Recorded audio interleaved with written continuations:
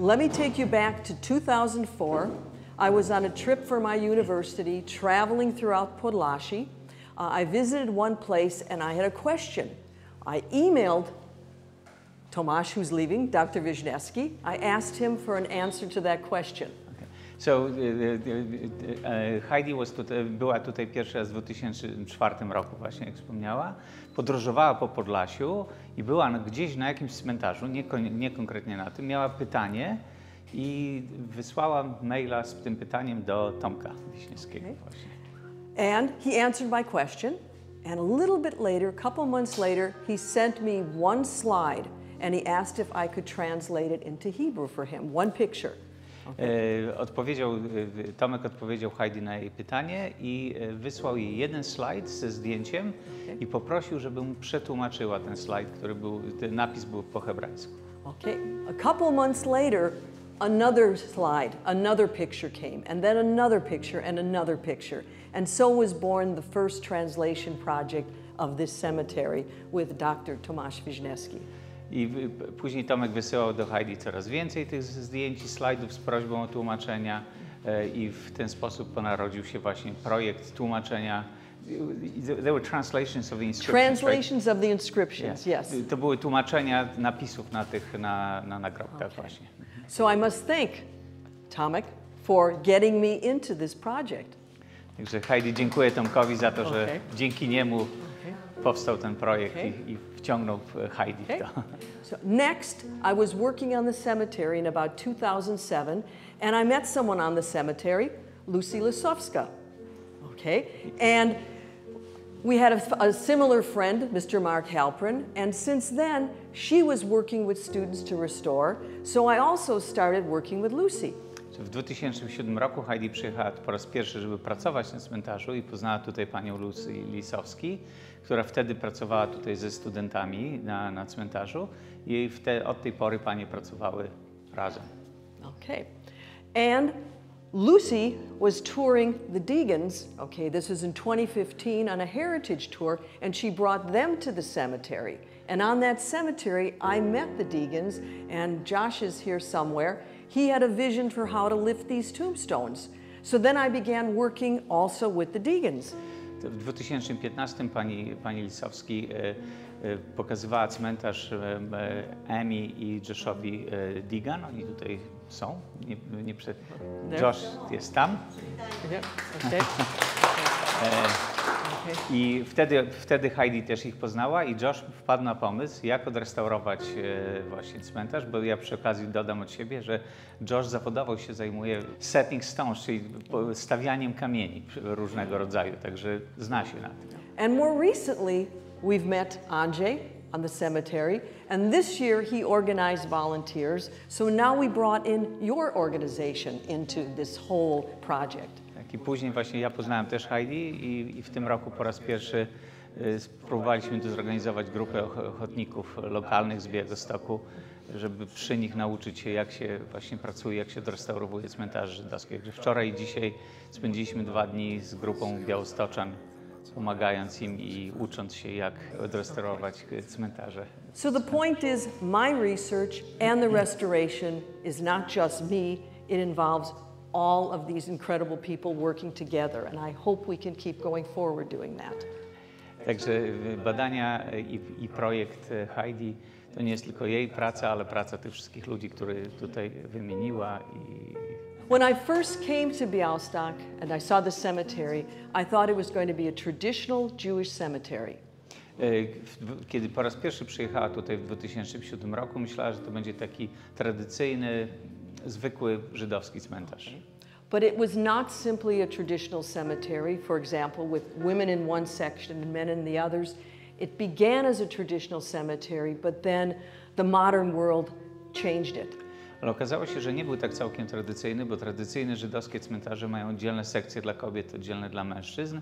I tu widać było, że cmentarz, kiedy powstawał, był takim tradycyjnym cmentarzem, ale później nowoczesność wkroczyła i cmentarz zmienił trochę swój układ. Okay. Even its location outside, then it was outside of the city, was unique. Tsarist legislation demanded that no more cemeteries be constructed in the city for health reasons. So even its location out in the rural areas was unique. Co było unikalne, to było też usytuowanie cmentarza, bo cmentarz w tamtych czasach został usytuowany poza granicami miasta, bo carskie prawa nakazywały w tym czasie, żeby cmentarze nie było w obrębie miasta, tylko musiały być poza miastem ze względów zdrowotnych. Okay. And on one note, the destruction you've seen on this cemetery did not happen during World War II under the Nazis. This happened post-war under communism. Zniszczenia, które widać szczególnie na tym zdjęciu z 2007 roku, to nie są zniszczenia z II wojny światowej. Te zniszczenia powstały już po wojnie. Okay. Next slide. Okay. Okay. Yeah. A little bit of background information. The name of the cemetery. We'll start there. Teraz trochę wiadomości o samym cmentarzu. Zaczniemy od nazwy cmentarza. Okay. Sometimes it's called the New Beit Olam, the New Cemetery. The old is the Rabbinic. Czasami jest to nazywany cmentarzem nowym, żeby odróżnić go od cmentarza, który jest koło domu partii, koło centralu. To był cmentarz rabinacki. Okay. Sometimes it's called the Skarbnica Cemetery because of the street it's located on. I czasami jest nazywany też cmentarzem przy wschodniej, bo jest przy ulicy Wschodniej. Okay. It's also called Bagnowka. Am I getting there? Bagnówka. Bagnówka. Okay, Bagnówka. Nazywany jest również Bagnówką. Okay. After the original district and city where it was located. Bo oryginalnie to była właśnie wieś taka pod Białymstokiem, która się nazywała Bagnówka i cmentarz był we wsi Bagnówka usytuowany stąd. And on the plaque over the entrance, this is an Aramaic prayer in which it is called Bagnówka. Bagnówka.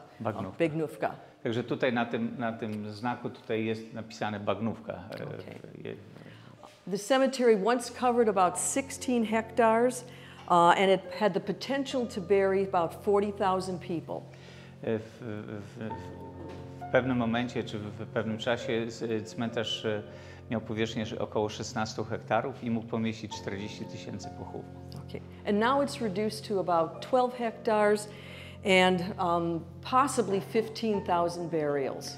W tej chwili jest pomniejszony do 12 hektarów i estymujemy, że jest tam około 15 000 pochówków. Okay.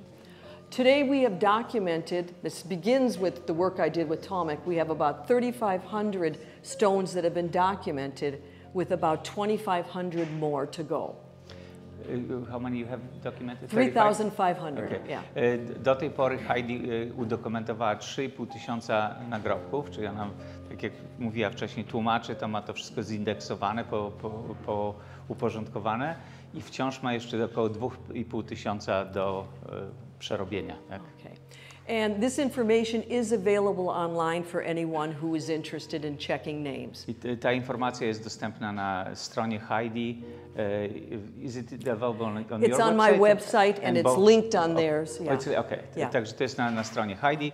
Stowarzyszenie, którego założycielami jest Emi i Josh, oni mają swoją stronę i tam jest też link do tego. Jest cały, można sobie zobaczyć cały ten spis, także jest publicznie dostępny. And this winter it will be on an international Jewish genealogical website. I w tym roku zimą będzie już na takiej międzynarodowej witrynie Jewish genealogy website, yeah. Tak, Jewish Genealogy website, czyli jakaś strona taka ogólnie genealogiczna. Okay. If we look at, on the right is a Luftwaffe area photo from 1944. We'll notice that it helps us identify a number of things. There originally were at least 3 main entrances, 2 on Skarbnia, 1 here, 1 there, and 1 on what used to be ulica Cmentarna.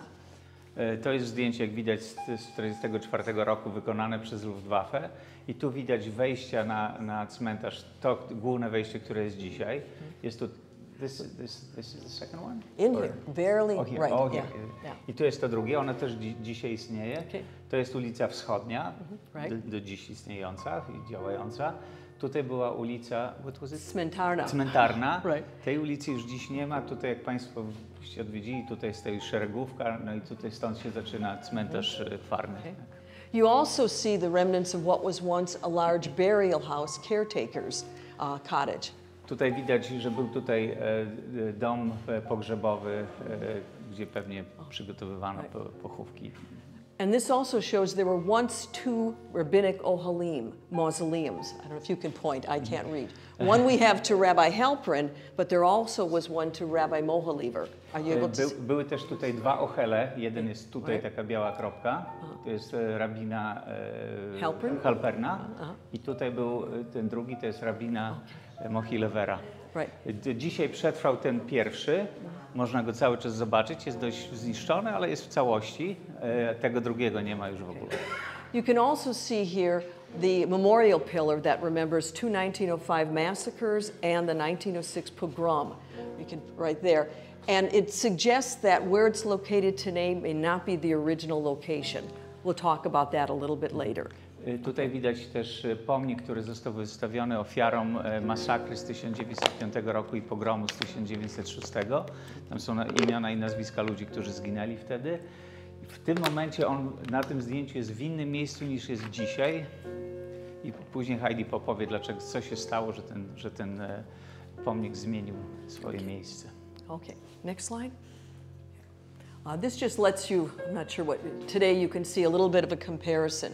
Here's the housing section, the housings that was placed over the cemetery, but I think it's important to know that those houses were not built on grave sites, okay? Także tutaj widzicie Państwo, tutaj jest oryginalny mur cmentarza i tutaj nie ma żadnych pochówków, a to już jest zdjęcie współczesne, w tej chwili tam są domki jednorodzinne, czyli to jest to samo miejsce. Tak, z tym, że to co mówi Heidi, co jest ważne, mimo że to w latach 70. zostały zbudowane te domy, mimo że stoją na terenie cmentarza, to tam nie było pochówków, czyli nie są na terenie, nie stoją na grobach. Tak? Okay. The first burial on the cemetery was that of a woman by the name of Fruma, daughter of Reb Yehuda Leib, right at about the time the cemetery was established, December 1891 or January 1892. We don't have that tombstone, but we have this one about a month after the cemetery was opened. Okay. So the Fruma, Fruma is the first one on record in the archives. We don't have that one, but we do have this one. Pierwszy pochówek, który jest w dokumentach, to jest kobiety, która miała na imię Fruma. Tej macewy nie ma, przynajmniej nie znaleźliśmy jej nigdzie. A to jest najstarszy, który udało się znaleźć z 1895. Fruma was a month before, you said? She was the day of the dedication, so right like January 1st. Okay. Right, yeah. Fruma podobno gdzieś kilka dni wcześniej była tutaj pochowana na początku. We've been told that the last burial was in 1969, that of a doctor. We've not found that. Podobno ostatni pochówek na tym cmentarzu odbył się w 1969 roku. To był lekarz, ale nie tego grobu nie udało się znaleźć. Okay. The oldest one, I mean the most recent one we have here is of Tzvi, daughter of Reb Moshe Halpern, no relation to Rabbi Halpern, 1952. A z tych, które udało się znaleźć, no to ten jest najnowszy, tak, 52 rok widać, okay. Także już po wojnie jeszcze się tam pochował. This oldest one is located in this section and this one is near the Ohel. Ten najstarszy jest tutaj w tej sekcji. Where exactly here? Okay, right, section 1. Section 1.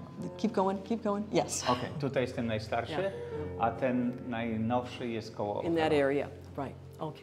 The largest one we may have is that of this banker, okay, Reb Aaron Aharon Holas. You can see the dimensions there. Tak, to jest największy grobowiec, który stoi na cmentarzu. Świetnie zachowany, w bardzo dobrym stanie.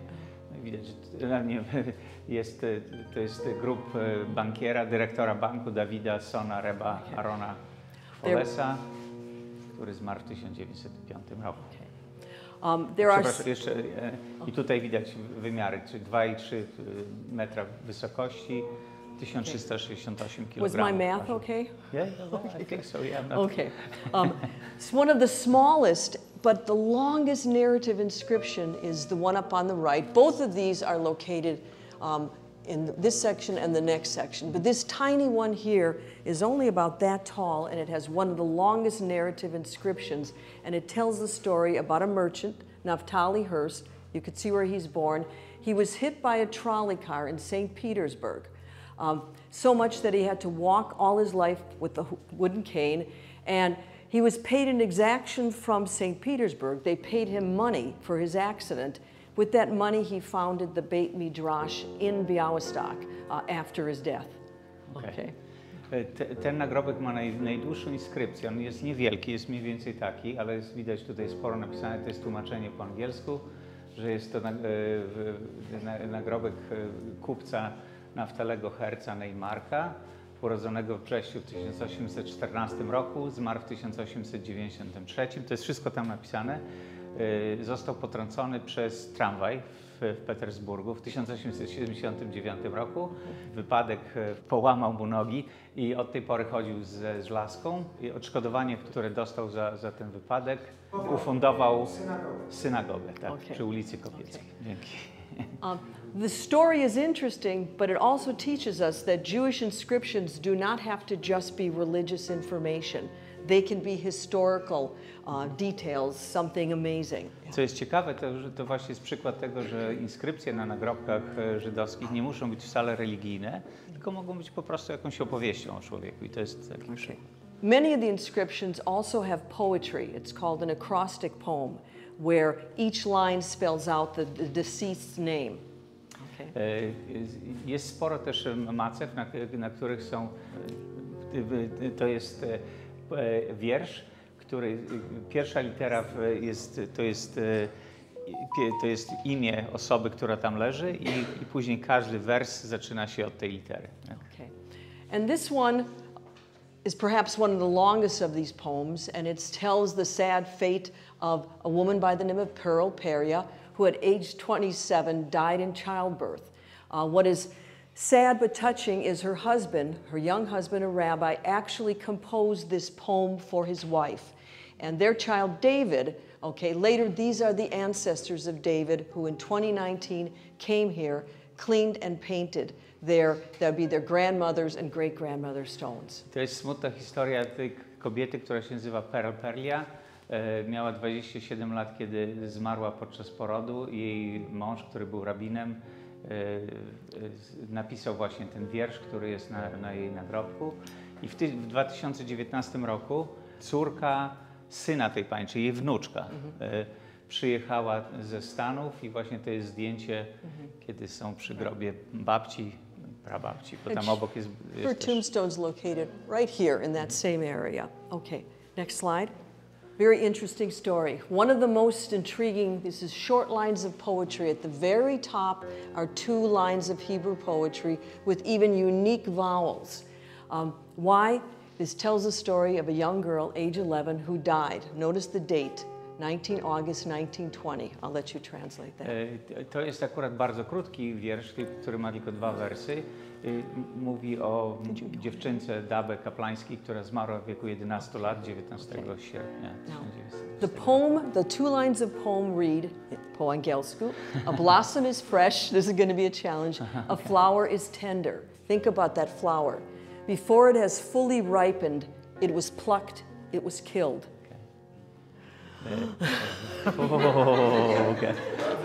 Okay. Ktoś tu mówi, że może pomóc. Kwiat, rozkwitnięty kwiat, bardzo delikatny, został po prostu w momencie swojego takiego rozkwitu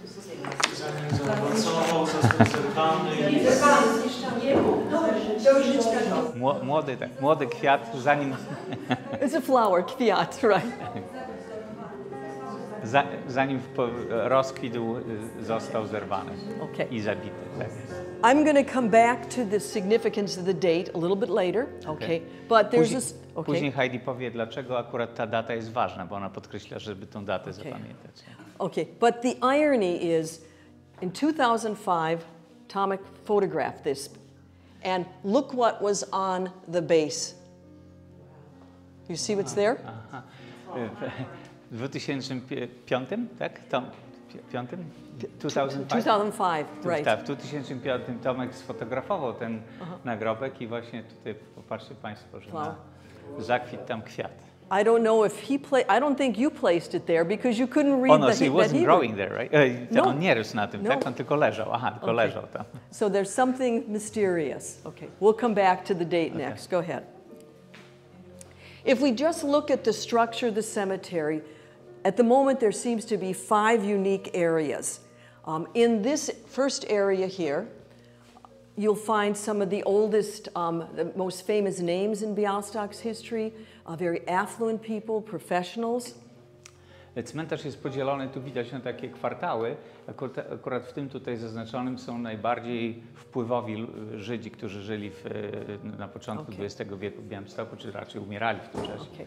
Także to są tacy notable miejscowi białostoccy. We're going to take a look at a few stones in that area, if I have this right, and then we'll move to a few of the other areas. Click the next one. I hope I didn't screw things up. Yes. In this first area, you'll notice some of the surnames: Zamenhof, Mohlieber, Zabudowski.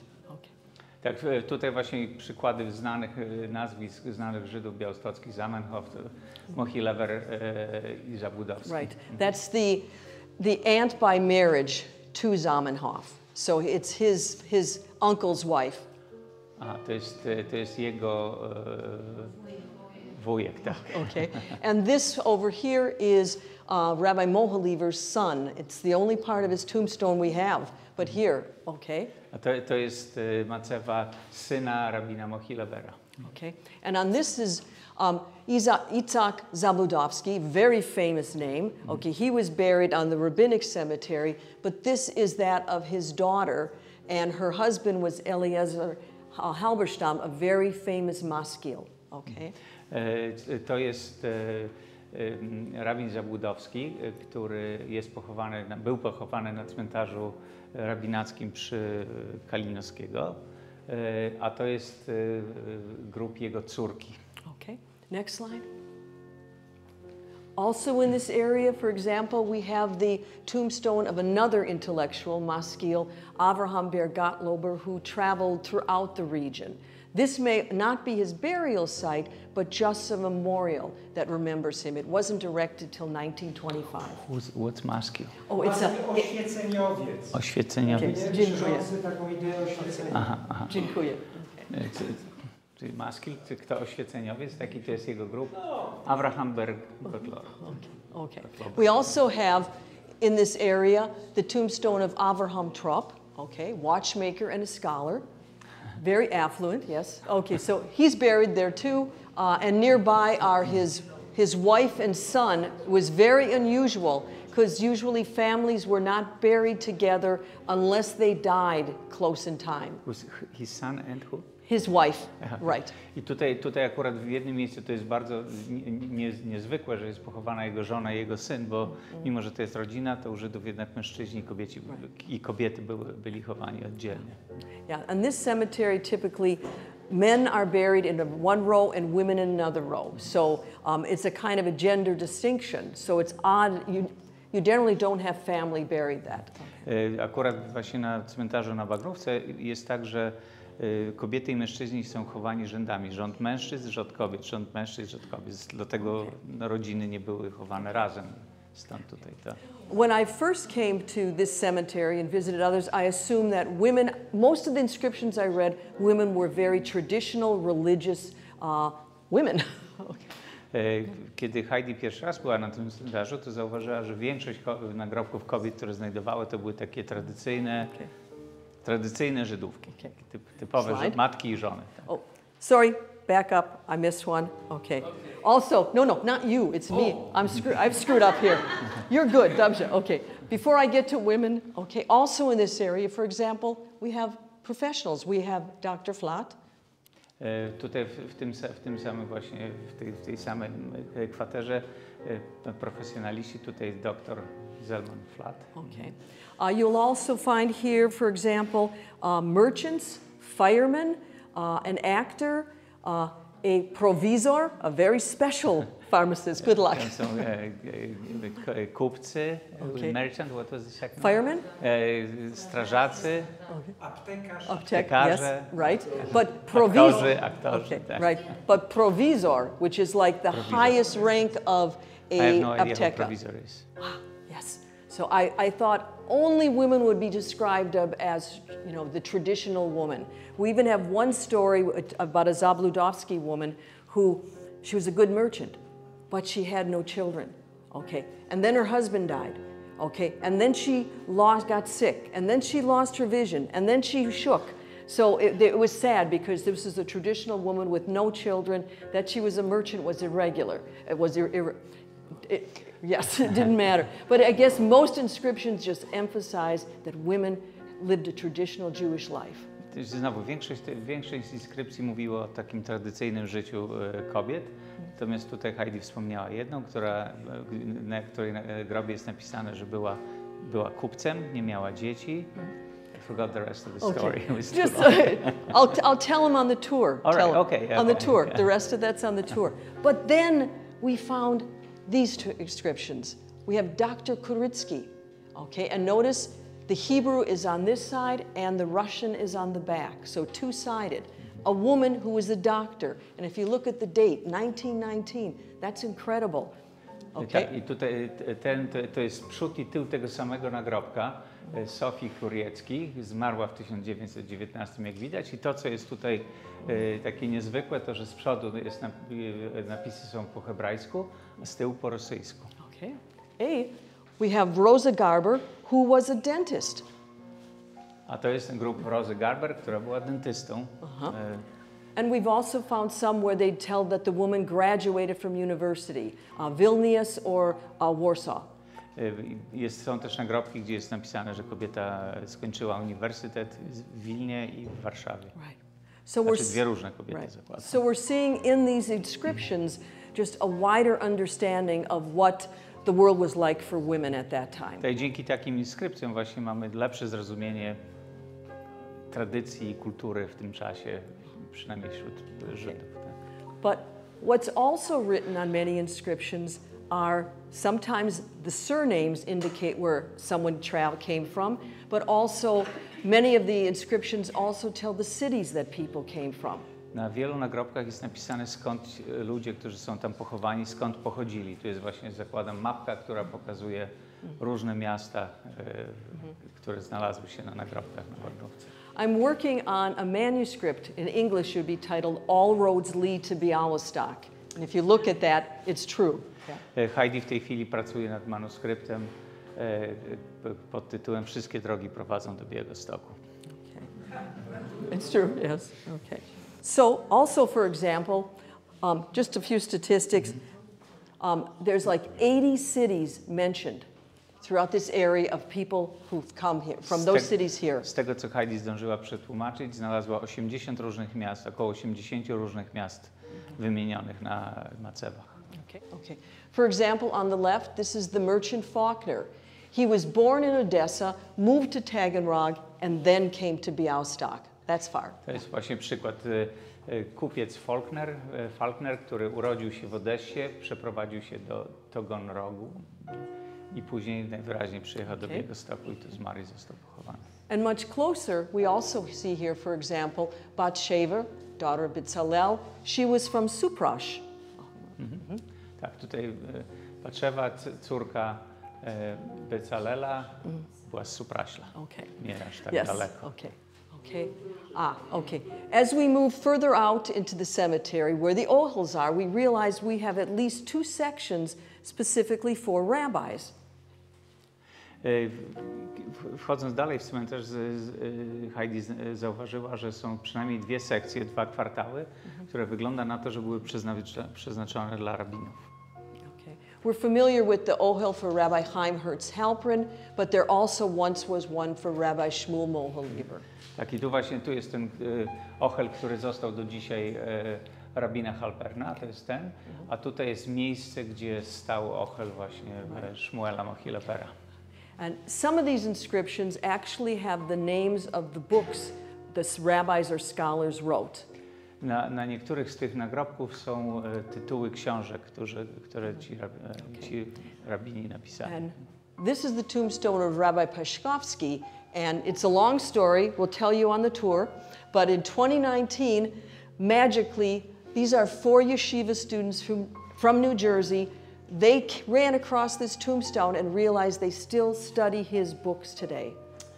To jest macewa rabina Benjamina Paszkowskiego, a na tym zdjęciu tych 4 chłopaków, których widać, to są studenci jesziwy, którzy przyjechali i zorientowali się, że wciąż uczą się z jego książki. Okay. Now, moving further to the east, we also have the memorial complex where the pillar is. This is the lower circle. Tutaj jest właśnie te miejsce, gdzie jest pomnik wystawiony ofiarom pogromów. Okay. And there's a long, complicated story of how that pillar was vandalized and thrown on the city cemetery and brought back. We'll tell that at the tour, but just Jest długa historia o tym, że o losach tego pomnika, który został zrzucony, został wyrzucony w ogóle na cmentarz Farny i później przyniesiony z powrotem, ale postawiony w innym miejscu. Natomiast Heidi o tym opowie podczas wycieczki w niedzielę. Mam nadzieję, że większość z Państwa przyjdzie, tam będzie więcej szczegółów i łatwiej opowiadać, pokazując. But it's not only the pillar that remembers these victims. In some parts of the cemetery, further here, in a few places, individual tombstones remember victims. Nie tylko na pomniku są ofiary pogromów, ale tam w tym drugim kółku są nagrobki, na których jest inskrypcja, która mówi, że to są ofiary pogromu. But also we've discovered, and we here is again back to Tomek, in about 2010 you were photographing, maybe you don't remember, but you were photographing tombstones in front of the pillar. He sent them to me electronically, and I asked him, why does it say all these people were murdered? Jakieś 15 lat temu Tomek zrobił zdjęcia macew, które stoją przy pomniku, wysłał je do Heidi i Heidi zauważyła, że na tych nagrobkach jest napisane, że ludzie, którzy tam leżą, zostali zamordowani. Okay. So in front of the pillar there's symbolic tombstones that remember victims. There's no bodies there. Aha. I te macewy, czy te pomniki są tylko symboliczne, bo tam nikt nie jest pochowany.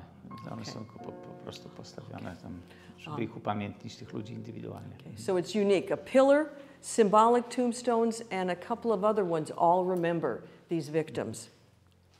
Także to jest też niezwykłe, bo właśnie jest pomnik i właśnie te symboliczne macewy. Now, as I was reviewing the tombstones, preparing to come this year, I also noticed something else, is that here's the memorial complex, a little bit that would be north of it are many tombstones that again remember a specific date. Kiedy Heidi przeglądała swoje archiwa, przygotowując się do właśnie tej wycieczki, na której tutaj jest, zauważyła, że na wielu z tych nagrobkach była ta sama data. Okay. What I'm suggesting is that area seems to be devoted to victims of the Polish-Soviet War. I według Heidi to są nagrobki ofiar wojny polsko-sowieckiej z 1920 roku. Back to the pillar. Okay, I went through this. I'm getting ahead of myself. Go on to the next one. Okay. Sorry, dear. Okay. On the left, we do have elsewhere. Here is Julian Hublum. Okay, and 1920. So elsewhere in the cemetery, we do have graves to several soldiers.